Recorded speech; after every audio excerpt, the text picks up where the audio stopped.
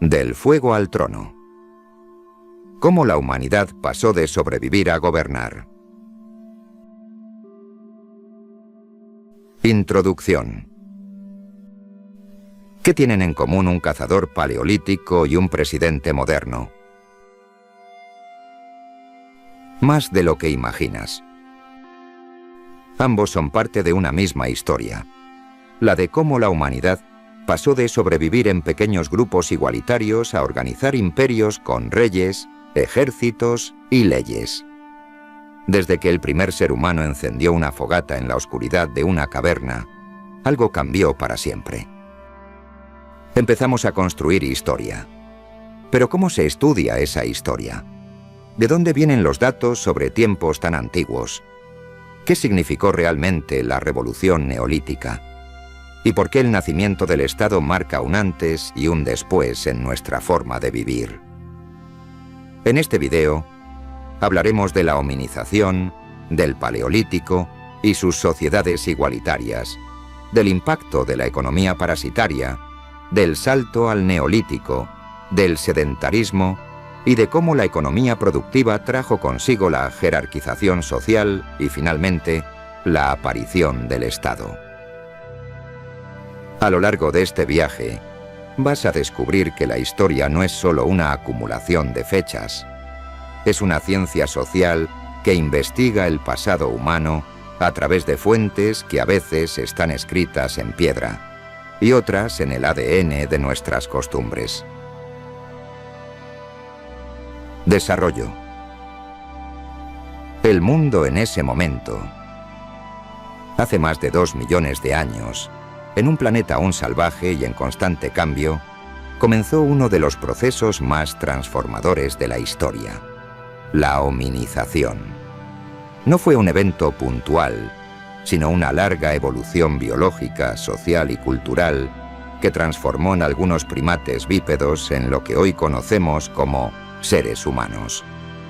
Este proceso no solo nos hizo caminar erguidos o desarrollar cerebros más grandes, también nos permitió crear herramientas, comunicarnos con símbolos y, sobre todo, vivir en comunidad.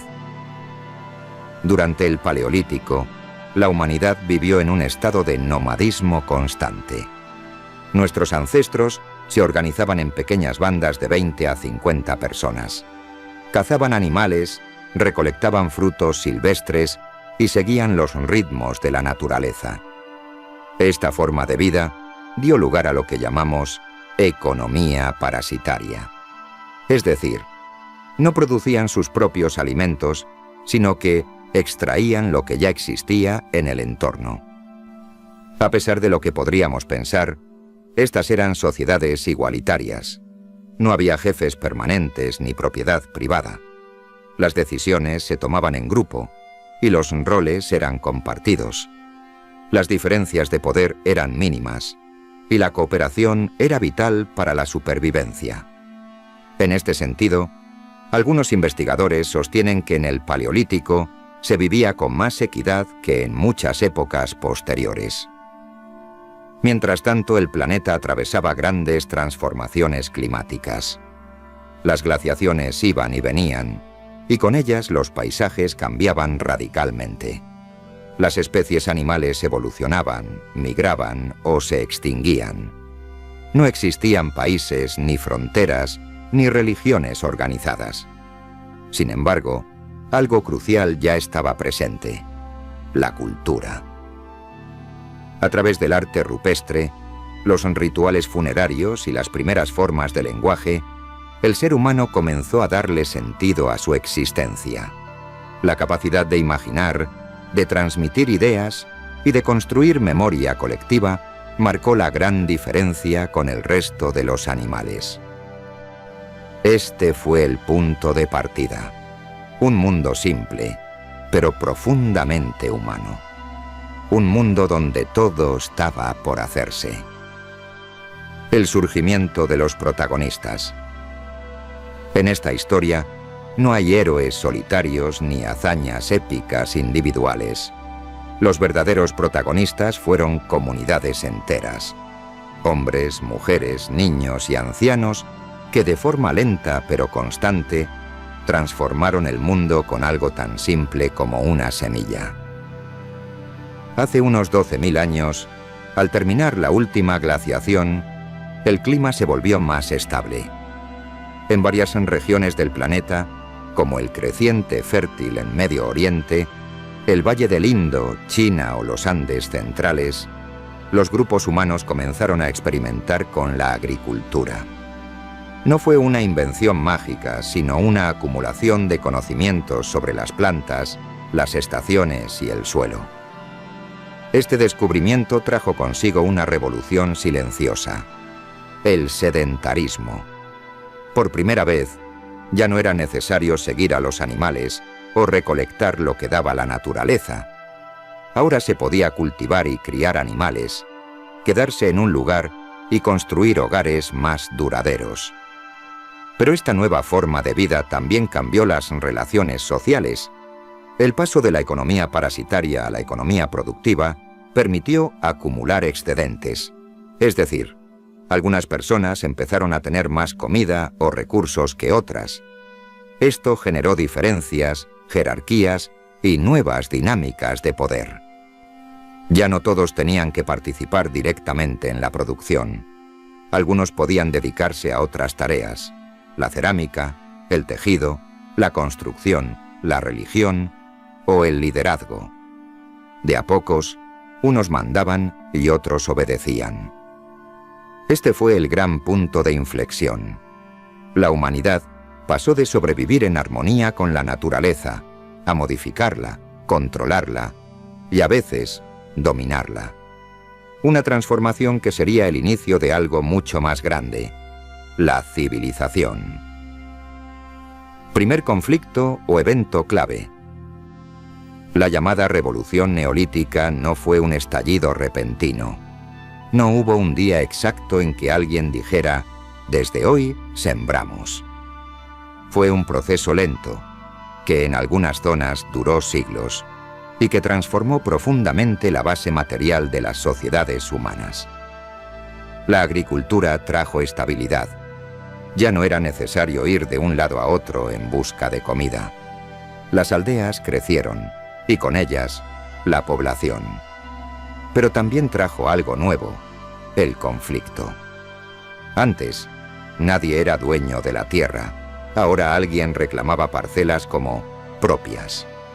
Surgió la idea de propiedad, y con la propiedad vino la necesidad de defenderla. Aquel que sembraba quería asegurarse de que nadie más se llevara el fruto de su trabajo. Se hizo necesario vigilar, castigar, proteger. Junto a esto aparecieron las primeras divisiones del trabajo. Ya no todos hacían lo mismo.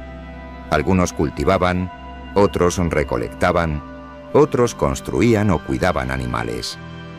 Con los excedentes de alimentos, fue posible alimentar a personas que no participaban directamente en la producción, como artesanos, sacerdotes y líderes. Esto abrió la puerta a una transformación aún más profunda: la desigualdad social. Algunos acumulaban más que otros. Algunos mandaban, otros obedecían. Algunos tenían armas, otros solo herramientas. La jerarquización social comenzaba a estructurarse. Jefes, consejos, élites tribales, todo un nuevo orden que antes no existía. Así, lo que empezó como una forma de sobrevivir mejor, derivó en tensiones internas, disputas por tierras, acceso al agua, control de los alimentos almacenados. Apareció la necesidad de normas, de límites y de autoridad. La humanidad estaba dejando atrás la igualdad primitiva y entrando en una nueva era: la de los conflictos organizados y el poder institucionalizado. Punto de quiebre o clímax. La creciente complejidad de las sociedades trajo consigo un nuevo problema: ¿cómo organizarnos sin destruirnos? Ya no bastaba con acuerdos verbales o la autoridad del anciano del grupo. Era necesario crear formas duraderas de control y coordinación. Así nacieron los primeros estados. Estas nuevas estructuras de poder no surgieron de un día para otro, ni fueron iguales en todas partes, pero compartían características similares: un poder central, un sistema de leyes, funcionarios, ejércitos, impuestos, religiones institucionalizadas y una clara división de clases. Civilizaciones como Mesopotamia, Egipto, China o los Andes centrales organizaron a miles de personas en territorios extensos. Para que todo funcionara, era necesario registrar, contar, distribuir y castigar. Por eso surgió también la escritura, al principio como un sistema contable. Pero estos estados eran una solución o un nuevo problema. En teoría, el Estado garantizaba el orden, la protección frente a enemigos externos, la infraestructura pública. Pero en la práctica, también se convirtió en una herramienta de dominación. Las élites gobernantes utilizaban la religión, la ley y la fuerza para justificar su poder y mantener a raya a la mayoría. Se construyeron grandes ciudades, templos monumentales y pirámides, pero lo hicieron con el trabajo forzado, a veces incluso con esclavitud. A cambio de orden, el pueblo debía obedecer. Este fue el gran punto de quiebre. La humanidad ya no vivía en pequeñas bandas igualitarias. Ahora la mayoría trabajaba, una minoría gobernaba, y todo se justificaba como lo natural, lo divino o lo necesario. La civilización había nacido, con ella la historia escrita, y también los primeros imperios. Caída, resolución o transformación. Desde el momento en que surgieron los estados y las civilizaciones, la humanidad no volvió a ser la misma. Los antiguos grupos igualitarios quedaron atrás. El mundo se volvió más sofisticado, sí, pero también más violento, desigual y conflictivo. Se construyeron palacios y murallas, pero también se desataron guerras por territorios, riquezas o poder. A lo largo de milenios, se sucedieron civilizaciones. Algunas florecieron y dominaron vastos territorios, como el Egipto faraónico o el Imperio Inca. Otras cayeron y desaparecieron, devoradas por conflictos internos, catástrofes naturales o invasiones externas. En cada ciclo, algo se aprendía y algo se perdía. Las sociedades desarrollaban nuevas tecnologías, conocimientos astronómicos, calendarios, sistemas políticos, pero también generaban castas, esclavitud y opresión. Con cada transformación, la humanidad fue dejando atrás su pasado nómada. Lo que alguna vez fue una forma de vida igualitaria y libre, ahora parecía una utopía perdida. Pero no todo fue oscuridad. En medio del control y la jerarquía, también florecieron el arte, la ciencia y la espiritualidad. Este proceso no fue ni totalmente negativo ni completamente positivo.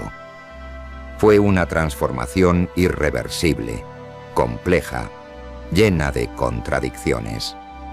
Ganamos civilización, pero perdimos libertad. Ganamos cultura, pero también desigualdad. Y ese equilibrio inestable sigue definiéndonos hasta hoy. El legado profundo.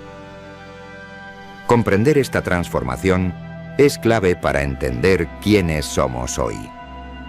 Muchas de las tensiones que vivimos actualmente, la desigualdad económica, el poder del Estado, el valor de la propiedad, las divisiones sociales, incluso nuestras ideas de orden y justicia tienen raíces en esos primeros cambios neolíticos. Nada de lo que vivimos hoy es natural. No nacimos para pagar impuestos, ni para obedecer leyes, ni para vivir en ciudades. Todo eso es producto de miles de años de evolución social. La historia nos muestra que lo que hoy damos por sentado alguna vez fue una invención radical. Por eso la historia no es una sucesión de fechas aburridas. Es una herramienta para entender el presente, para desmontar los mitos que nos rodean y también para pensar otros futuros posibles. Las fuentes que tenemos, puntas de lanza, vasijas, huesos, ruinas, textos antiguos son testimonios silenciosos, pero profundamente elocuentes. Nos hablan de quiénes fuimos, qué decidimos y qué consecuencias tuvieron esas decisiones. La historia, al fin y al cabo, es una gran conversación entre el pasado y el presente. Y entenderla no nos garantiza evitar errores, pero sí reconocerlos cuando vuelven con otro disfraz. Quizá, al mirar atrás y entender este largo viaje desde la semilla al trono, podamos imaginar un futuro más justo, más libre y más humano. Cierre reflexivo. La historia de la humanidad no empezó con un rey ni con una guerra. Empezó con un grupo de personas alrededor del fuego, compartiendo lo que tenían, buscando sobrevivir juntos. Desde entonces, hemos creado civilizaciones, destruido imperios y construido estados que hoy parecen inamovibles. Pero nada lo es. Todo cambia. Todo tiene un origen. Y si algo nos enseña este viaje, es que entender de dónde venimos es la única forma de imaginar hacia dónde podemos ir. ¿Somos dueños de nuestro destino o seguimos atrapados en estructuras que nacieron hace 10.000 años? Si este video te hizo pensar o aprender algo nuevo, compártelo. Juntos podemos devolverle la voz a quienes la historia silenció.